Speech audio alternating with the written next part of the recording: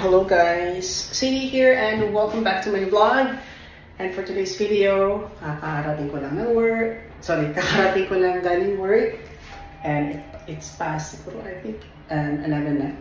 11:30 something. So, yeah. Kakain ako sa labas ng shawarma. Tara! So, hindi pa dumating yung sahod. At wala na din akong cash. So, buti na lang si BDO, lifesaver. So, BDO muna ang gagamitin natin. Bibili ako ng shawarma, guys. Kasi ma-humid siya. Humid yung glass ko. Nag-humid siya kasi medyo humid nga talaga dito sa Abu Dhabi ngayon. Yan siya, Abu Nawas. Pinakainan ko lagi ng shawarma. Sakto may shawarma pang natira. Shawarma. So, shawarma, guys.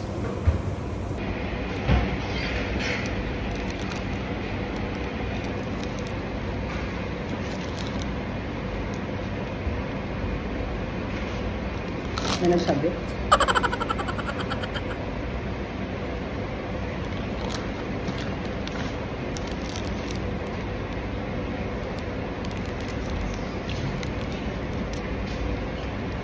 Wala na akong time magluto. Kakapagod. Because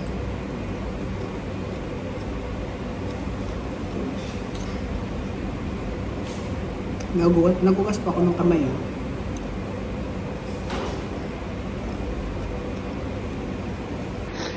Okay, tapos na po tayo. Kuya, thank you. Thank you. Thank you, bye. Night. Anyways, meron pa kasi akong gagawin na trabaho. So, usually, natutulog ako around 2 AM. Since kumain ako ng mabigat ngayon sa tiyan, shawarma. So, hindi naman maganda kasi na matutulog ka na busog pa. So, magpupoint ako ng very late lang kasi late naman ako magigising bukas. Kagaling.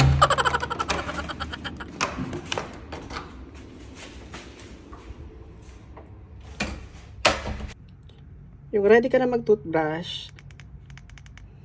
Low bat. Seryoso? Ha? So, since na low bat ang aking electric toothbrush, magmamanual tayo.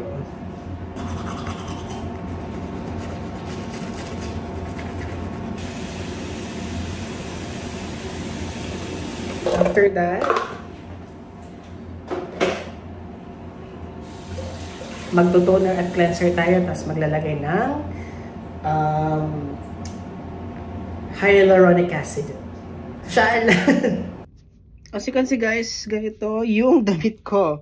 This is my comfort shirt kapag gabi. So, yung night regimen ko naman is, itong ginagamit ko sa mukha ko.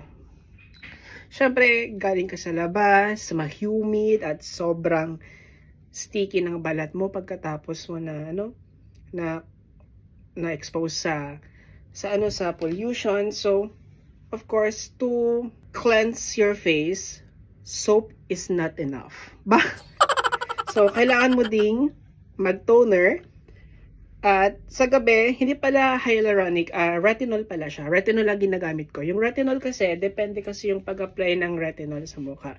Hindi ko kasi ina-advise na maglagay ng retinol sa umaga kasi kapag may expose ka sa araw, masusunog yung balat mo. As per advice of dermatologist. So, best to apply retinol is sa gabi bago ka matulog. Okay? So, una, magka-cleanse muna tayo. Binili ko lang to sa Bumuso. Bumuso, oo. Tag 8 dirhams and 90 fils lang siya. So, around 10. Good for 1 month na siya. After ng toner,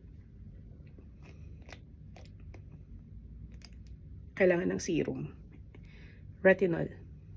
Ayan. Tap lang. Yung iba kasi tinatap.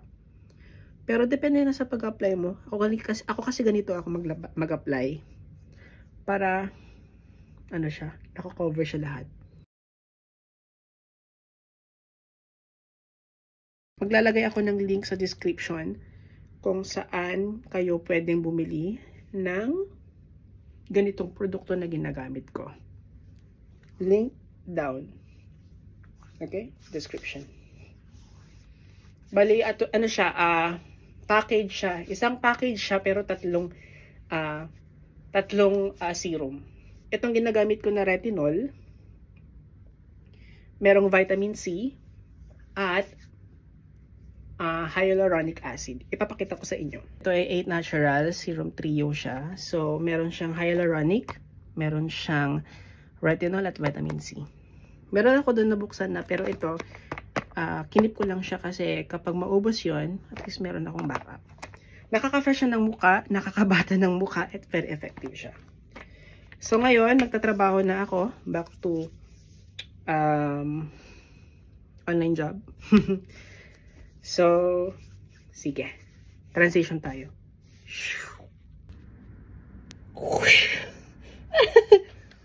Galing ang transition ko, Shit na yan. So, ito yung setup ko. So, nag-open pa yung laptop. So, setup ko yung tools.